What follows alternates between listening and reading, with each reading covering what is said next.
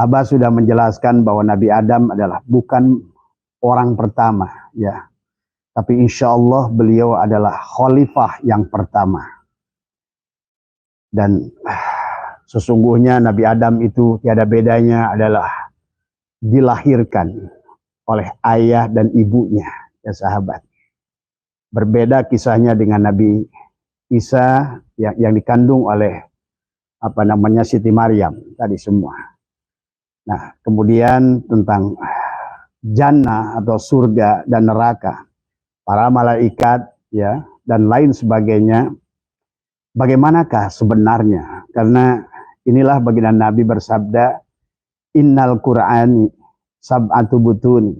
Ya, sesungguhnya Quran itu mengandung 7 lapis makna. Maka marilah dengan berkembangnya nalar manusia, ya, pencerahan yang ada pada kita manusia, seharusnya kita adalah tidak berhenti di dalam pemahaman bahwa hanya kepada satu, baik itu tentang barja, baik itu tentang surga, baik itu tentang neraka, baik itu tentang bidadari, baik itu tentang syirat, ya. Pada dasarnya agama itu untuk orang yang berakal, sahabat, ya.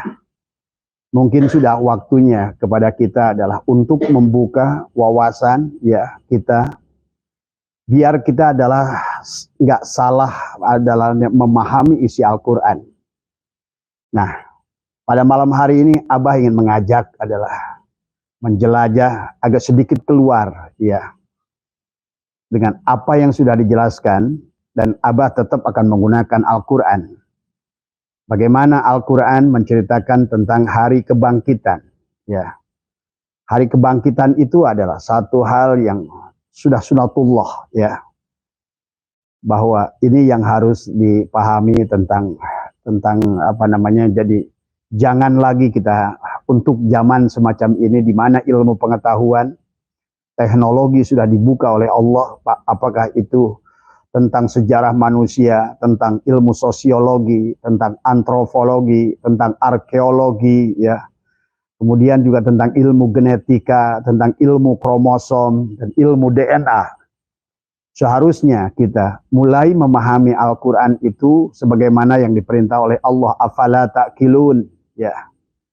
Dan apakah engkau sudah gunakan akalmu dari semua? Afala yatafakkarun, dan apakah engkau sudah bertafakur, ya, tentang Al-Quran? Afala yatadabbarun, dan apakah sudah engkau lebih menyelam lagi dari tafakur ke lautan tadabbur dari Al-Quran itu, ya. Maka pada malam hari ini Abah akan membahas tentang ada 5 jalan, sahabat, ya, yang nanti kita akan membahas tentang Nabi Adam, tentang surga, dan di surga mana Nabi Adam berada, dan bagaimana waktu awal Allah merencanakan akan menciptakan khalifah, ya. Biar kita ngerti kronologisnya, biar kita mengerti beragama itu untuk apa, gitu kan tadi. Tujuan agama yang sebenarnya itu adalah apa, gitu kan.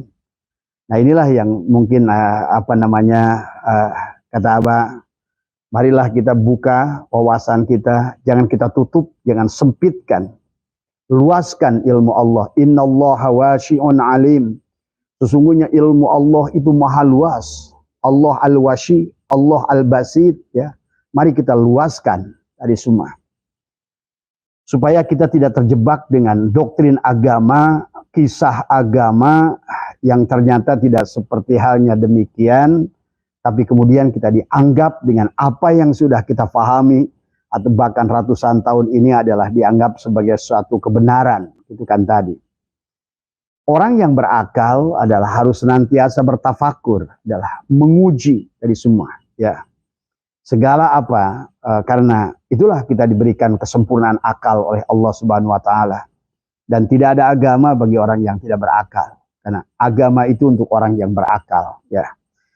Di dalam Al-Qur'an Abah menemukan sedikitnya ada 6 pintu adalah seseorang itu adalah yang dimana manusia itu jiwa, ya, masuk ke dalam raga manusia. Itulah kenapa di dalam tubuh manusia ada ruh nabati, ada ruh hewani. Nah ini kita harus pahami. Dan kenapa sebagian sahabat kita sudah memahami bahwa sesungguhnya hari kebangkitan itu di sini.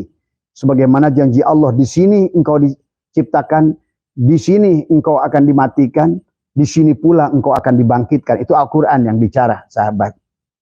Dalam ayat yang lain kata Allah, minha khalaqnakum wa fiha nu'idukum wa minha nukhrijukum taratan ukhra. Dari tanah tubuhmu diciptakan, ke dalam tanah tubuhmu akan dimasukkan, dan dari tanah engkau akan dikeluarkan. Maka kita harus mengerti bahwa tujuan maqasid Allah menciptakan kita adalah kita harus mengembalikan, melakukan perjalanan tarki kembali kepada Allah. Wa inna ilaihi raji'un, setelah inna lillahi adalah wa inna ilaihi raji'un. Maka ada hukum yang tidak bisa dihindari yang disebut dengan hukum sunatullah. Maka kata Abah, kebangkitan kembali adalah sunatullah. Bahwa manusia itu semua harus kembali walillahi kepada Allah lah adalah surat Yunus ayat 4. Marji'ukum jami'an, semuanya akan harus dikembalikan kepada Allah semuanya. Tetapi pada kenyataannya tidak semua manusia bisa kembali kepada Allah. Nah itu. Maka berarti harus ada kebangkitan dari semua. Harus ada surga, harus ada neraka. Nah, apakah surga dan neraka itu? Nah, ini yang harus dipahami oleh kita semua, ya. Ini yang harus kita pahami di dalam perjalanan rohani kita, sahabat, ya. Maka pada malam hari ini Abah ingin memberikan sebuah, mari kita belajar menjelajah ke dalam Al-Quran tadi tentang bagaimana manusia diciptakan tadi semua, bagaimana khalifah yang pertama diciptakan, dan bagaimana kasusnya Nabi Adam itu adalah diturunkan dari surga. Ini kita harus paham, ya, karena itu bertalian dengan diri kita sendiri, sahabat, ya. Nah inilah makanya selama ini manusia adalah beribadah pada Allah, karena tadi akhirnya yang ditujunya adalah surga, kemudian yang ditakutinya adalah neraka tadi semua. Padahal surga itu makhluk, neraka juga makhluk tadi kan. Bahkan Allah pun berfirman dalam Al-Quran adalah kata maut dan hidup itu, hayat itu adalah khalaqa. Berarti adalah makhluk karena diciptakan. Tapi kebanyakan manusia adalah takut hidup dan juga takut mati tadi semua. Ingin hidup, takut mati, salah juga. Ya, takut hidup, takut mati, salah juga. Karena dua-duanya makhluk. Maka yang harus kita tuju, yang harus kita rindukan, yang harus kita tuju adalah bukan matinya, bukan hidupnya, ya, tapi pemilik hidup dan mati, sahabat. Maka itulah banyak manusia kembalinya ke alam ini akan kembali dengan 6 pintu. Nah inilah yang Abah akan jelaskan, yang sekaligus juga kita akan memahami tentang bagaimana Nabi Adam itu diturunkan, ya. Jadi jangan ada anggapan Nabi Adam itu adalah di surga yang seperti dibayangkan tadi, ya. Tadi semua. Bagaimana maksud Allah tentang dipan-dipan dan dari emas? Apa yang dimaksud Allah tentang bidadari, ya? Dan kenapa bidadari itu dikatakan mereka mendapatkan 40? Apa maknanya 40? Karena sesungguhnya dalam Islam itu kalau 40 itu 4 tadi semua, ya. Kalau 30 itu adalah 3, ya. Pahami oleh kita. Maka marilah, ini adalah sebagai pintu pertama untuk kita memahami bagaimana manusia itu masuk sehingga menjadi manusia ternyata dari berbagai macam pintu, ya. Ada yang wujud manusia itu karena dari mulainya makhluk itu berpasangan. Ada yang menjadi wujud manusia itu diawali dari tumbuhan. Quran yang mengatakan. Berarti kalau dia mulai dari tumbuhan, dia membutuhkan waktu untuk berevolusi menjadi manusia, ya sahabat. Karena dia harus masuk dulu ke binatang, ya. Maka itulah kata Abah, dalam berbicara tentang kebangkitan, atau boleh diartikan juga reinkarnasi, atau reborn, kata orang Inggris, adalah adalah kelahiran yang disebut reinkarnasi atau reborn yang sempurna, berarti dia mulai dari semua makhluk. Kan tadi, karena seluruh makhluk yang ada di alam ini sebetulnya siapa dan apa gitu kan tadi disebutnya. Dan ada yang reinkarnasi itu setiap manusia mengalami setiap benda yang ada di dunia ini. Nah ini kita harus mulai belajar. Jangan dulu nolak akal Anda. Kalau tidak, Anda tidak akan paham seumur-umur tadi semua. Mari kita buka pemahamannya dulu tadi semua. Dan lihat apa kata Al-Quran tentang hal ini. Itu kan tadi. Ada yang lewat pintu binatang. Ya. Maka kenapa dalam tubuh manusia ada yang disebut dengan ruh hewani. Ya. Ada ruh nabati. Karena kita ada yang berasal pernah mengalami sebagai tumbuhan. Maaf ya, barangkali baru Anda dengar atau bagaimana hari ini. Coba lihat bagaimana dalam buku-bukunya Jalaluddin Rumi, beliau menjelaskan tentang perjalanan ruhaninya. Dari mulai tanaman yang tidak bernilai, kata beliau, kemudian aku hidup dan mati, kemudian aku menjadi tumbuhan yang lebih besar, dan aku pun mati, aku kembali lagi menjadikan akhirnya menjadi binatang, dan sekian ribu tahun aku jadi binatang, akhirnya aku pun mati. Akhirnya kata beliau, aku pun menjadi manusia. Sekian ribu tahun berbolak-balik sebagai manusia. Untuk pendewasaan ruh, aku pun mati. Di penghujungnya kata beliau, aku pun menjadi malaikat. Tapi menjadi malaikat pun harus mati. Karena semuanya malaikat, apa semua adalah makhluk. Maka segalanya, ilaihi marji'ukum jami'an. Segalanya harus kembali kepada Allah. Inna lillahi wa inna ilaihi roji'un. Maka nanti banyak berita yang dikabarkan oleh Allah tentang manusia. Ada yang 50.000 tahun untuk kebangkitannya. Ada hanya 6 jam untuk kebangkitannya. Dan ini cocok. Jadi kalau menurut Abah, Al-Qur'annya benar, hadisnya benar, hanya menafsirkan ruang dan waktunya yang manusia berbeda pendapat. Apakah akhirat itu di sono? Di mana di sono itu? Apakah sorga itu di sono? Apakah neraka itu di sono? Nah inilah tentang penafsiran. Barjah tentang penafsiran. Sirat tentang penafsiran. Jannah tentang penafsiran. Ya sahabat. Maka malam hari ini Abah ingin mengajak kita menjadi orang yang bernalar tadi semua. Mari kita kosongkan pikiran kita. Kita mohon petunjuk pada Allah. Dan juga mohon syafaat baginda Nabi untuk memberikan penjelasan yang sebenarnya. Tadi bukan hanya asal kita sudah nerima saja dulu taklid buta. Tadi semua ya. Karena inilah barangkali malam hari ini kita akan coba menjelajah sahabat. Nah, pada awal penciptaan manusia berdasarkan surat Yasin sahabat ya. Di dalam surat Yasin ya Allah menjelaskan ya.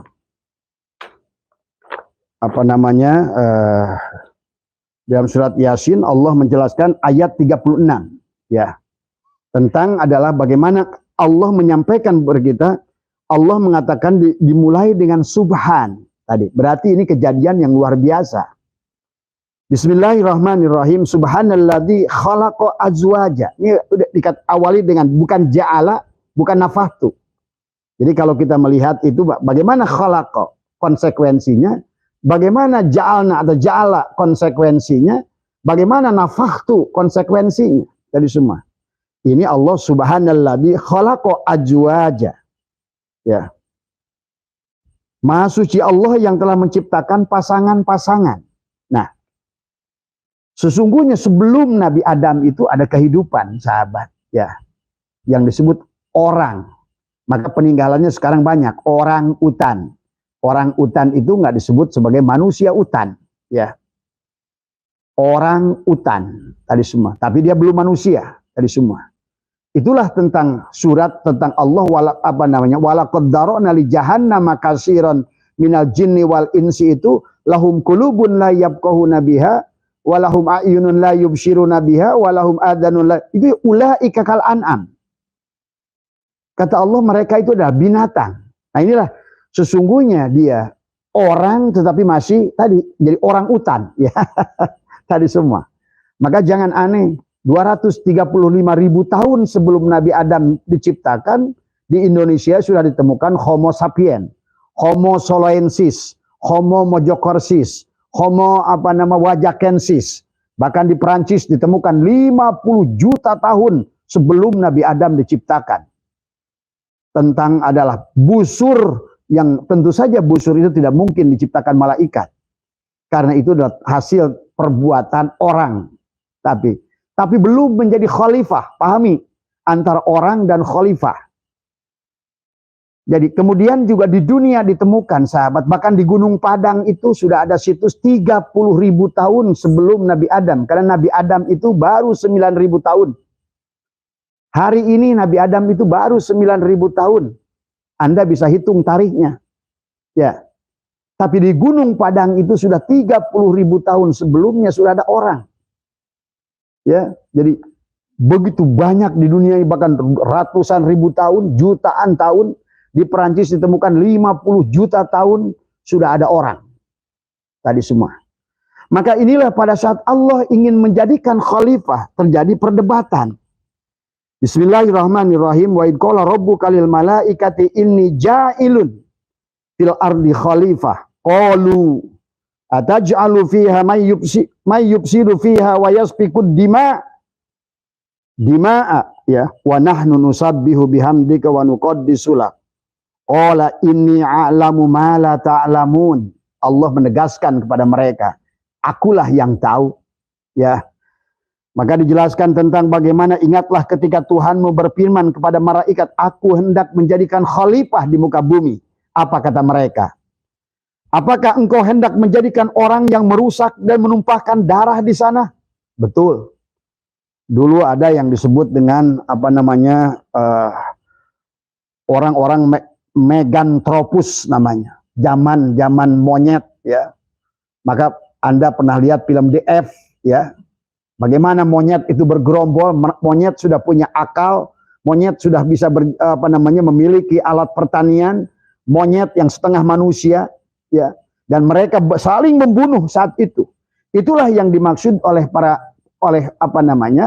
malaikat menahan, kata Allah, jangan ciptakan khalifah tadi semua.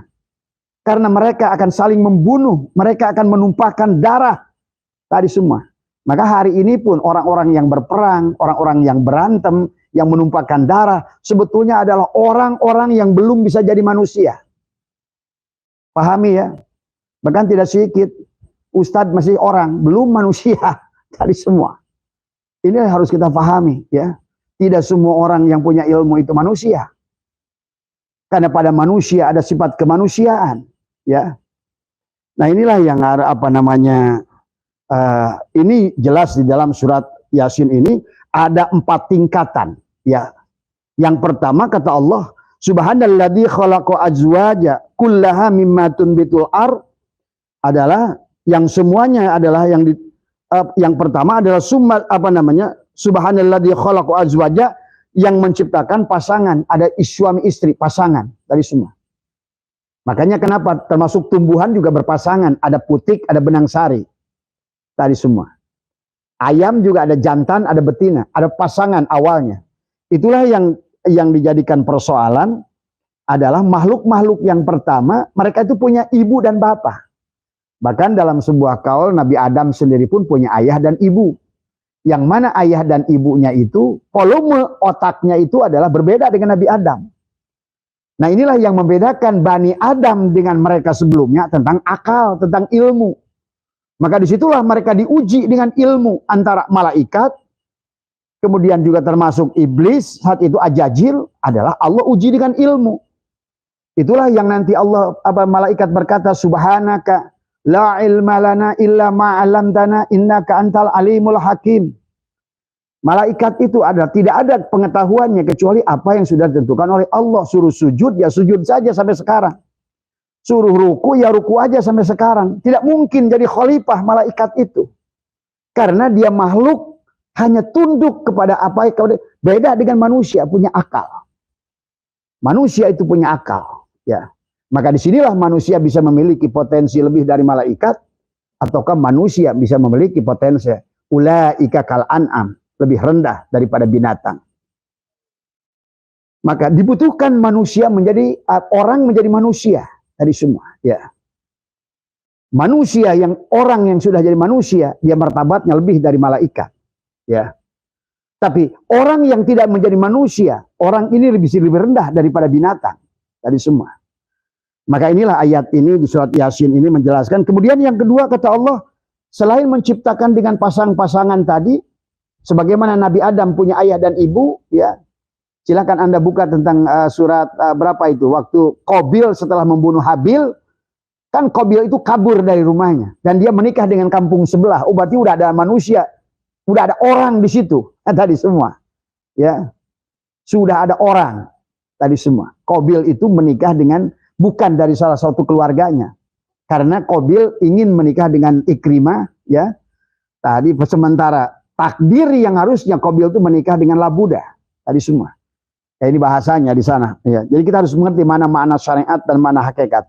Jadi dalam surat Yasin ini kemudian yang kedua kata Allah, apa namanya, kullaha mimma tunbitul ardu. Terus dan ada juga yang ditumbuhkan dari bumi. Jadi ibunya itu bumi kita ini, ibu pertiwi. Nah, ini makanya disebut ibu pertiwi karena melahirkan banyak hal, ya. Melahirkan padi nanti, melahirkan segala ini dari ibu pertiwi tadi semua, ya. Nah, maka pahami tadinya. Kemudian wa min anfusihim, dan dari diri mereka. Ada yang tumbuhnya itu dari diri mereka sendiri. Ada binatang yang disebut hermaprodit, ya. Itu yang namanya bekicot, dia jantan ya dia betina. Kalau pada saat dia betina, maka dia akan berubah jadi jantan untuk membuahi dirinya sendiri. Maka dia bertelur itu dia dari dirinya. Ada yang demikian. Banyak binatang yang demikian, ya sahabat. Maka kata Allah, wa mimma la ya'lamun, dan maupun dari apa yang mereka tidak ketahui. Ya. Mari kita lihat. Jadi yang perjalanan pertama, manusia itu masuk raga manusia itu lewat perkawinan, lewat adalah pasangan-pasangan. Sebagaimana tadi adalah makhluk yang sebelum Nabi Adam tadi semua, ya. Nah sekarang yang kedua adalah yang menjelaskan bahwa manusia yang ada di dunia ini lewat bidadari. Maka kita kenali bidadari, jangan pengen bidadari. Pahami dulu siapa bidadari, apa makna bidadari yang menurut Allah. Mari kita pelajari di sini. Lihat di dalam surat ke-44, ya sahabat, ya. Surat 44, surat 44 ayat 54, ya. Dalam surat 54 ayat 54, ya. Kejadian terjadinya adalah manusia ke tubuh manusia adalah dikatakan adalah lewat apa kata 54. Bismillahirrahmanirrahim. Kadzalika wa zawwajnahum bihurin in. Nah ini yang disebut hurin in. Siapa hurin in tuh? Hurun in. Ya, hurun in atau apa dikatakan hurin in. Tadi yang hurun, heran, in, mata, yang mengherankan mata, yang membuat mata berdelik melihatnya, gitu kan tadi. Jadi, kadzalika, demikianlah, adalah wazawwajnahum, dan kami kawinkan mereka, adalah bihurin in, dengan bidadari. Nah, siapa bidadari ini? Maka banyak orang ibadah itu ingin bidadari. Jangan salah makna, ya. Tadi semuanya kembali kata baginda Nabi, man tolaba maula bi ghairi nafsihi faqad dhalla, harus dibawa ke sini. Jangan di sono. Kalau di sono itu di mana? Nggak ada. Yang bahasanya akhirat di sono, nggak ada di sono. Surga di sono, nggak ada. Neraka di sono, nggak ada. Karena surga harus dibuktikan sendiri, neraka harus dibuktikan sendiri, bidadari harus dibuktikan sendiri, dipan dari emas dibuktikan oleh diri sendiri. Itulah disebutkan al-imanu adalah biru yatillah. Makanya siapa hurin in ini? Ya sahabat. Nah, ini kaitannya dengan tadi. Waktu Nabi Adam ingin dijadikan khalifah. Khalifah itu siapa? Khalifah itu kata khalafa. Khalafa itu adalah khalifatullah, pengganti Allah. Seorang pejabat. Maaf ya. Kenapa malaikat itu ribut dengan Nabi Adam seolah-olah? Kenapa Nabi Adam itu ribut dengan jin? Seolah-olah ajaji tadi semua. Pada saat kamu berkawan gak ada masalah. Tapi pada saat seorang dijadikan kepala desa, barulah yang lain berontak. Jadi ayat yang tadi itu sesungguhnya pada saat Nabi Adam mau diangkat dari kepala desa, atau jadi pejabat, atau jadi raja, atau jadi khalifah, yang lain protes. Ini kembali masalah perebutan kekuasaan. Jadi sebetulnya dari mulai awal pun malaikat cemburu dengan Nabi Adam. Dan demikian pula azaji, bangsa jin tadi. Maka mereka sengaja mengaitkan kepada makhluk yang sebelum Nabi Adam. Padahal sebetulnya ada apa namanya, ya itulah mereka iri kepada. Nah, kemudian kata Allah siapa tadi?